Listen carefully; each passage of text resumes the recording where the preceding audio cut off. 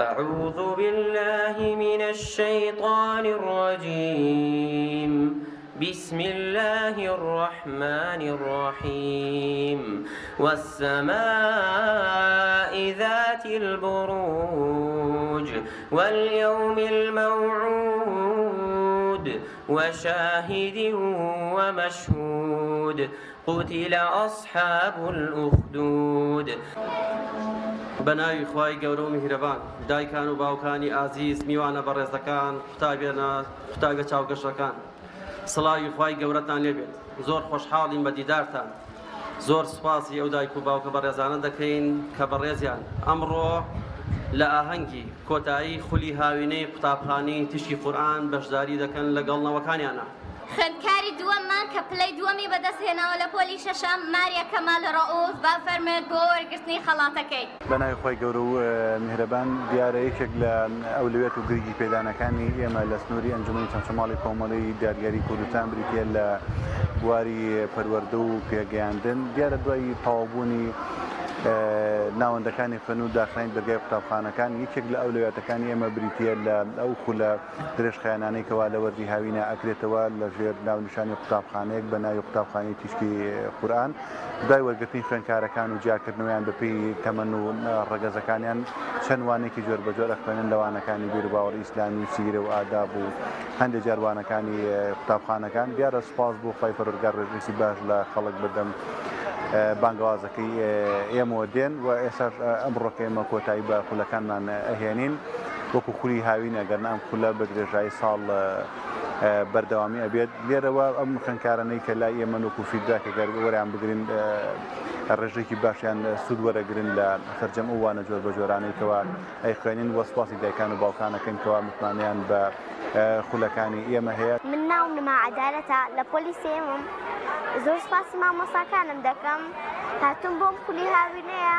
ئەمڕۆ هاتوین بۆ فستیڤاڵی یەکەمەکەمان.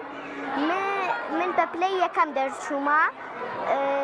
داوا لە دایکان و باوکانی قوتابیان دەکەم هەموو ساڵ منداڵەکانیان بنێرن بۆم خولی هاوینەیە. من قوتابی بیشەنگ جابر محمود لە خولی تشکی قورئان پلەی دووەمم بەدەستهێنا. زۆر سوپاسی مامۆستاکانم دەکەم. خولەکانی ئێمە لێرە وەکو خولی هاوینە کۆتایی پێهێنین، بەڵام خولەکەمان بە درێژایی ساڵ بەردەوامی ئەبێت. ئەو دایک و باوکە بەڕێزانەی کەەوە ئەیانێ مناڵەکانن لای ئێمە درێژە بە خوێندن بدن لە ڕێگەی خولە جۆر بە جۆرەکانەوە ئێمە هەمیشە و بەردەوام بە شەو بە ڕۆژ لە خزمەتیان نابین لەگەڵ کۆمەڵێک ماندوو مامۆستای ماندوو و ناسا ببێ بەرامبەر بە شەو بە ڕۆژ هەچ کاتێک کە بیانە ئێمە لە خزمەتیان نابین، چونکە بەڕاستی مەبەستمانە تاکێکی پەروەردەیی تاکێکی هوشیار پەروەردە بێت ئەبینین و ئەیبیچین ڕۆژانە دەیان ڕێکخرا و لایەن و کەسیکە هەیە کە هەوڵەدا گەنجەکانمان کوڕەکانمان کچەکانمان بەلا ڕێابەرێ لە بەرامبەریشتا کۆمەڵی حیزب و لایەن و ڕێکخراوی تریشان. بۆ نمونە ئێمە لە کۆمەڵی دادگەری کوردستان لە سنووری قەزای چەمچەماڵ ئەولەویەت و گرنگی بێدان و مەهامی سەرەکیمان بریتە لە گرنگیدان بە لایەنی پەروەردە، چونکە بەڕاستی نامانوێ لاوەکانمان کەنەوەی دوا ڕۆژن لە دەستمان دەربچن و ئەمانە پەروەردەیەکیان بکەین بە پەروەردەیەکی ئاینی ڕاستەقینە بۆی کەوا ئەمانە دوو بەیانی بتوانن خزمەتی کۆمەڵگە بکەن. سەرەتا بەناوی خۆی گەورە و میهرەبان، من ناوم ئەحمەد ئیحسانە کە بە دەرچووی پلەی یەکەم لە قوتابخانەی تشکی قورئان. زۆر سوپاسی مامۆستایانی قوتابخانەی تشکی قورئان دەکەم کە زۆر هەوڵیاندا لەگەڵمانە لە خولەکە چەندی شتی زۆر فێر بووم وەکو ئینگلیزی و ئاینەکەم ئەناسم کە چەندین بابەتی جۆرا و جۆرە.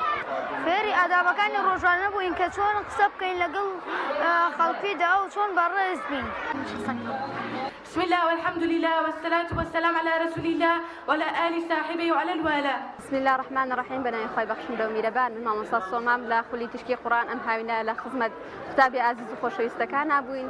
وانەکانی قورئان و ئاداب و سیرە و سیرە و ژیانی پێغەمبەرانمان فێر کردوون و فێری نوێژ و چەندین ئادابی تری ئاینیمان کردوون و خۆشحاڵانە ئەم خولە بە درێژایی مانگی 6 و 7 و 8 بەردەوام بوونە. الحەمدولله سوپاس بۆ دایکان و باوکان بۆ قوتابیان کە تاوەکوی ئێستا لەگەڵ ئێمەدا بەردەوام بوونە و سوپاسی هەموو مامۆستا بەڕێزانەی ستافی تشکی قورئان دەکەین و ستاف لەگەڵمانە بەردەوام بوون. خۆشبەختانە سەرکەوتوانە توانیویانە لە خولەکەدا هاوکارمان بن و یارمەتی دەرمان بن. بەناوی خوای گەورە و میهرەبان ئێمە وەکو قوتابخانەی تیشکی قورئان خولێکی سەرکەوتومان کردەوە کە ڕێژەیەکی زۆر لە قوتابیان لە کوڕ و کچ نزیکەی 200 قوتابی بەشداریان کرد نزیکەی 3 مانگ ئەم قوتابیانە لە ئەم خولە بەشداریان کرد و کۆمەڵی مامۆسای بەڕێزش بە حەقەت مادونە ناسانە خۆبەخشانە وانەکان ئەوتەوە وانەکانی خودی هاوینەی قوتابخانەی تیشکی قورئان قورئانی پیرۆز بوو کە دەخوێنرا زمانی عەرەبی و ئینگلیزی و هەروەها وانەکانی ئەلفبەی زمانی کوردی و ئەلفبای زمانی عەرەبی و هەروەها بیرروباوەڕی ئیسلامی و ژیاننامەی پێغەمبەری خوا صلی الله علیه وسلم و ئادابی ئیسلامی. داوا لە بەڕێز مامۆستا پەیوەند دەکەین بفەرمێت بۆ دابەشکردنی خەڵاتەکە. بەنای خۆی بەخشندە میهرەبان ناوم باڵا سیرۆن حەمەخانە لە خولی قوتابخانەی تیشکی قورئان لە قۆناغی شەشەم پلەی سێم بەدەستێنا. زۆر سپاسی مامۆستا بەڕێزەکان ئەکەم کە زۆر یارمەتی دەرمان بوون لە دەرزەکان و کۆمەڵی وانەی باش فێربوون یەکێک لەوانە ژیاننامەی پێغەمبەر صلی الله علیه وسلم ئاینەکەم دەناسم قائیدە و هەروەها ئینگلیزی و عەربی و هەروەها زۆر سپاسی مامۆستاکان ئەکەم کە یارمەتی دەرمان بوون لە دەرزەکان. من پەیوەند معروفم لە قوتابخانەی تیشکی قورئان لە قۆناغی چوارەم پلەیەکەم بەدەستێناوە. ئێمە لەم قوتابخانەیە فێری وانەکانی ئینگلیزی و عەربی و هەروەها سیرە و عەقیدە و قورئانی پیرۆز بووینە. پیرۆزبایی لە هەموو قوتابیانەکەین بەگشتی و هەروەها بە تایبەتی لە قوتابیانی ئاستی 1 و 2 و 3 کە بە پلەی جیاواز تاقیکردنەوەکانیان تێپەڕاندووە.